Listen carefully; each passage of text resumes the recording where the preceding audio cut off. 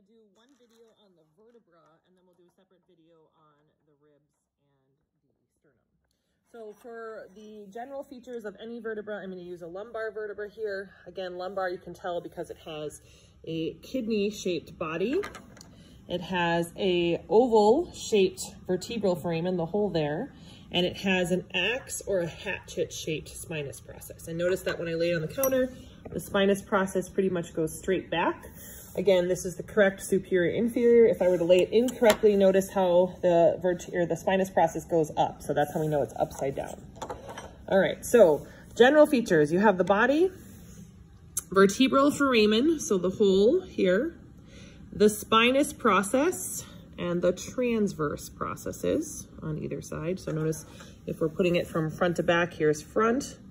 There's our vertebral foramen, there's our spinous process out the back, transverse processes sticking out the sides. Now the little pillar of bone right here that connects the body to the transverse processes, that's called our pedicle. And again, you have one on either side. And then of course, flanking the spinous process here on either side, this kind of flat column of bone on either side, that's our lamina. Then these two things that we see sticking straight up off the top, those are our superior articular processes as a whole.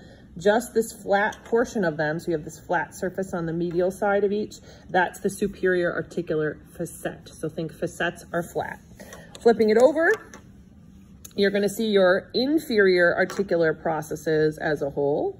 And then notice now the inferior articular facet is on the outside. So now we have the flat part on the outside portion. Now, in order to see a zygapophyseal joint, remember we have to stack two of the same vertebrae together. And this is going to be tricky holding this and trying to record at the same time, but I will do my best and hopefully they'll stay. So the joint created, let me go like this. So the joint created here between the superior articular facet of one and the inferior articular facet of the other, that's our zygapophyseal joint. And our intervertebral disc, of course, would be between the two vertebrae, the little cushion of cartilage that would be between there. And then also stacked together, we can see the intervertebral foramen, which is the hole created by the two vertebrae stacked on top of each other where the spinal nerve roots exit. So that's the general features of any vertebra. Now, if we specifically look at the cervical vertebra, we've got three noteworthy things here. First, typical cervical vertebra. How do we know it's cervical? Because it has this little bifid spinous process, this little two-pointed spinous process, looks like a snake's tongue. Still has all the same features, but in the transverse processes, which are these as a whole, notice we have transverse foramina. So these guys right here, the transverse foramina. Now, because we have these holes in the transverse processes, we're going to have two extra features, or technically three. We have the ventral nerve root in front of the hole towards the body, the dorsal nerve root, the bar at the back of the hole, and the lateral boundary of the hole, which is the costotransverse bar. The medial boundary of the transverse foramina is still going to be the pedicle, so nothing has changed there.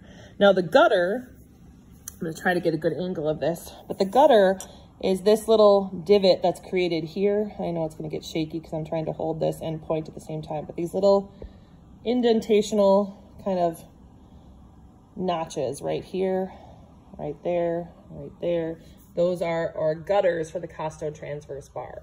Otherwise, feature-wise, other than the bifid spinous process, notice that it has an oval-shaped body and a triangle-shaped vertebral foramen. So the hole right behind the body is triangular in shape.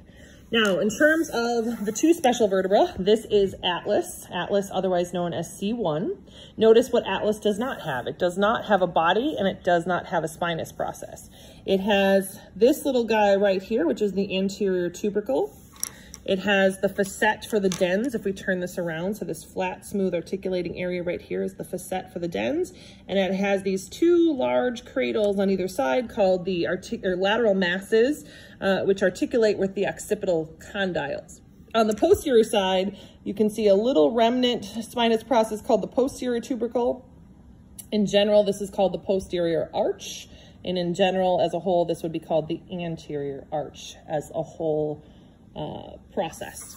Now, moving to a thoracic vertebra, a couple of things. We see that the spinous process points much more vertically down, and it's going to have a round, perfectly round shaped vertebral foramen. And again, you can see that vertical shaped spinous process. Now, in terms of features, these have a couple extra features that we don't find in any other vertebra. You've got right here the superior and inferior demifacet. And then you've got a flat, I know it's hard to see in the video, but this is flat right here, a transverse facet. So that's made flat there where the head of the rib articulates. So transverse facet and superior and inferior articular demifacet. Those are the extra features that a thoracic vertebra would have, and I already went through the features of the lumbar vertebra at the beginning.